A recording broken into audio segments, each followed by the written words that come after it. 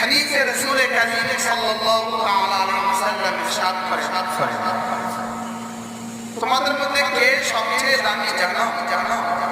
আল্লাহর নবী বলেন, আফদালুহুম আমালা ওয়া আহসানুহুম আমালা, যার বয়সও বেশি আমলও সুন্দর। কি বলেছে? যার বয়সও বেশি আমলও সুন্দর। এই মানুষগুলো হলো আল্লাহ ৭৪ সালে যদি যার মধ্যে গিয়ে থাকে কত বয়সে গিয়েছে? আর সেদিন আমার জন্ম, যে বছরে আমার